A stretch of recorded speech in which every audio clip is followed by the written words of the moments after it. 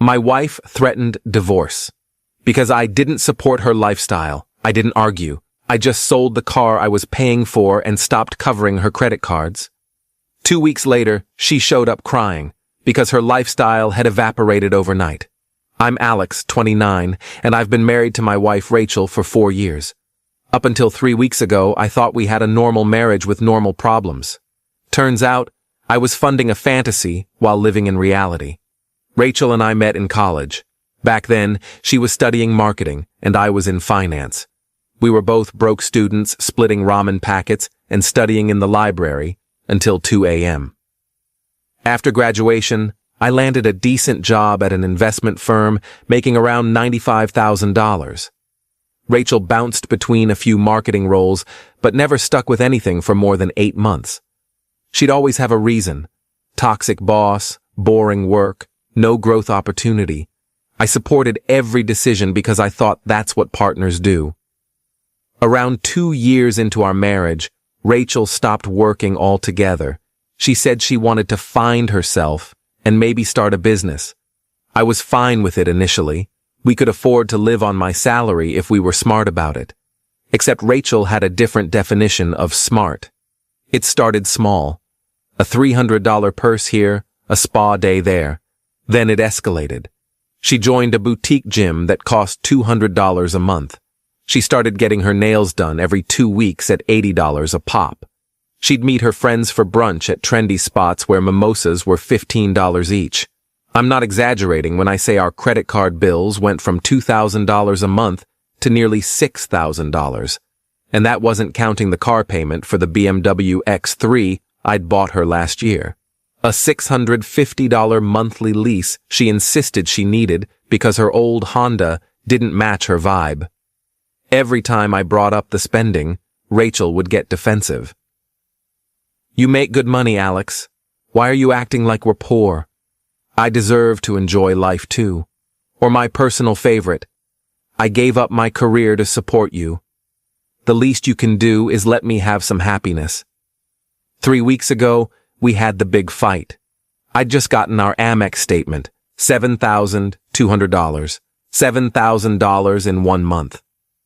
I saw charges from Nordstrom, Sephora, some boutique I'd never heard of, and a $1,400 charge from a luxury hotel spa in the city. I was sitting at the kitchen table when she walked in, fresh from the gym in her $120 Lululemon set. Rachel, we need to talk about this, I said, sliding the statement across the table. She barely glanced at it. What about it? You spent over $7,000 last month. We can't keep doing this. She crossed her arms. Here we go again. You're always complaining about money.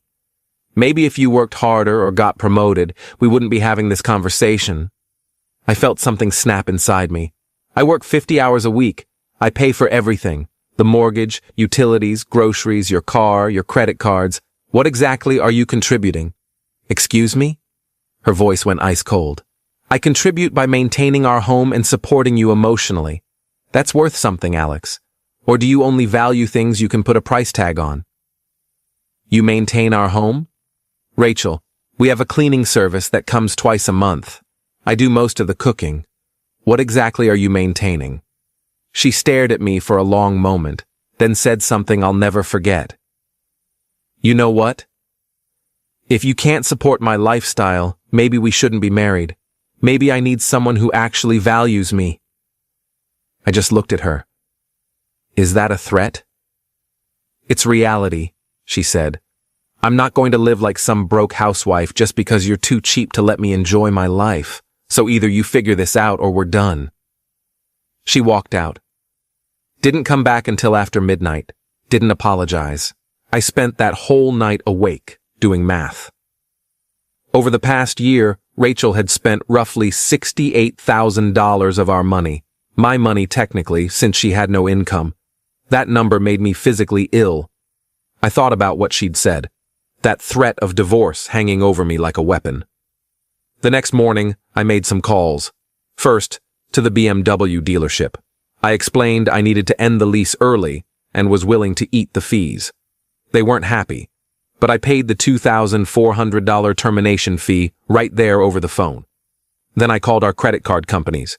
We had 3 cards, all in my name, with her as an authorized user. I removed her from every single one.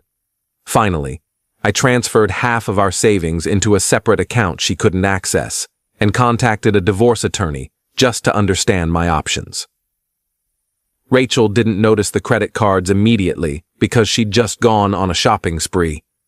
But 2 days later, she came home from brunch and her card declined. She tried another. Declined. She called me at work, furious. "What the hell did you do to our cards?" "I removed your access," I said calmly. "You said you wanted a divorce if I couldn't support your lifestyle. I can't.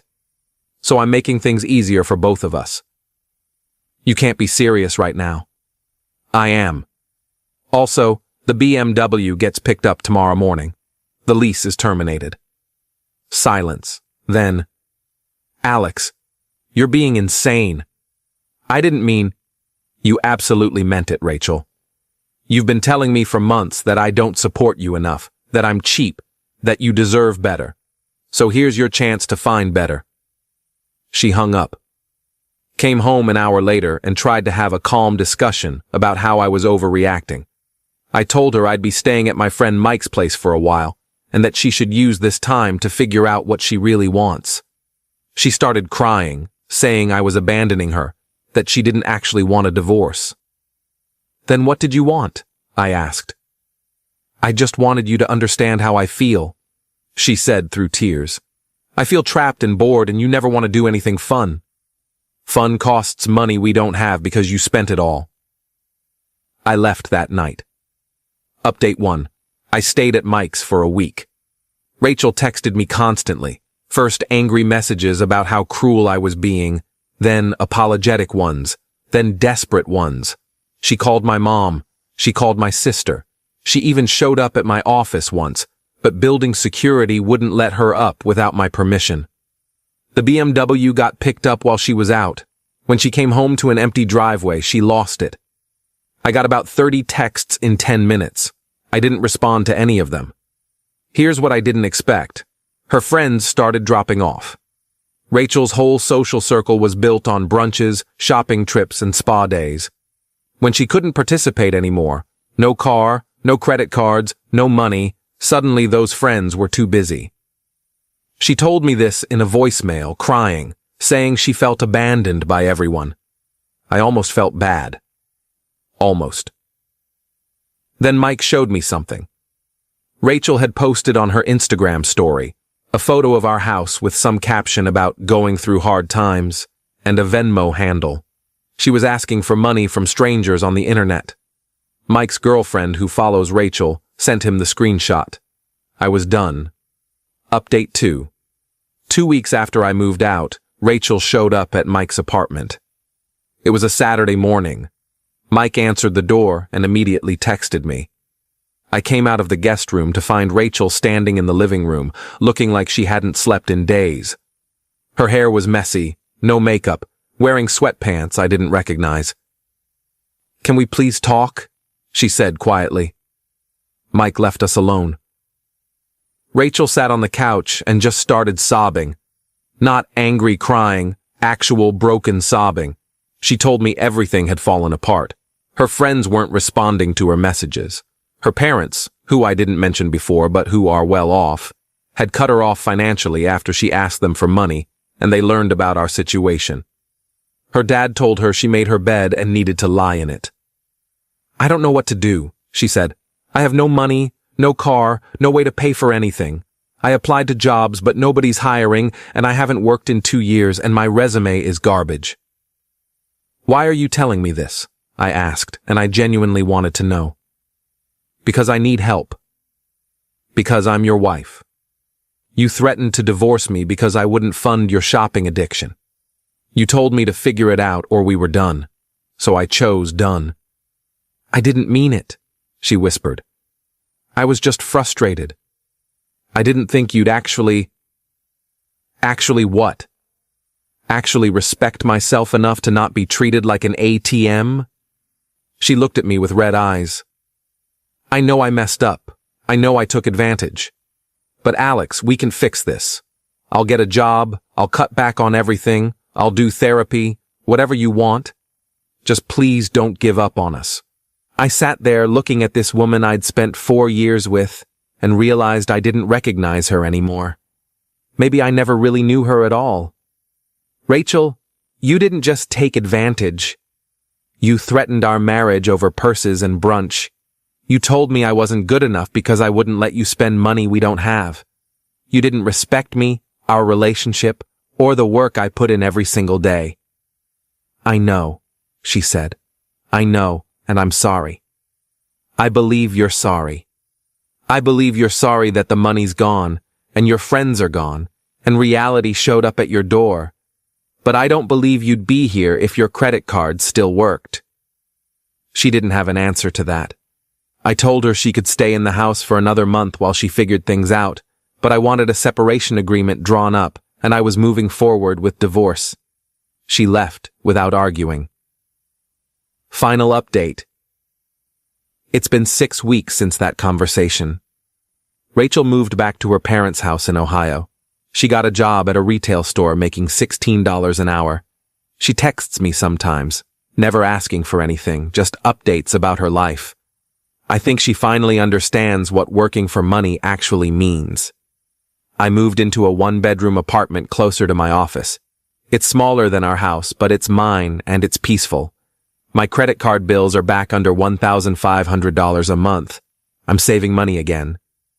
I started going to the gym, not a boutique one, just a regular $30 a month Planet Fitness, and honestly, I feel better than I have in years. The divorce should be finalized next month. My lawyer said it'll be pretty straightforward since we didn't have kids, and I have documentation of all the financial issues. Rachel didn't fight me on anything, which surprised me. Maybe she really does feel guilty. Maybe she's just too exhausted to fight. Some of my friends think I was too harsh. My sister said I should have tried counseling first. But here's what I know. The moment someone threatens your marriage as a negotiation tactic, the marriage is already over. Rachel didn't want a partner, she wanted a sponsor, and I'm nobody's ATM. Edit 1. A lot of people are asking if Rachel ever apologized for the specific threat. She did, eventually, in one of her texts a few weeks ago. She said she was going through something and took it out on me. I appreciated the apology, but it doesn't change my decision. Edit 2. To clarify, yes, I paid the lease termination fee because my name was on the lease and I didn't want to tank my credit. It was worth the $2,400 to be done with that $650 monthly payment. Edit 3. Someone asked what the Venmo story was about. She apparently raised about $300 before taking it down. I have no idea what she told people or why anyone would send money to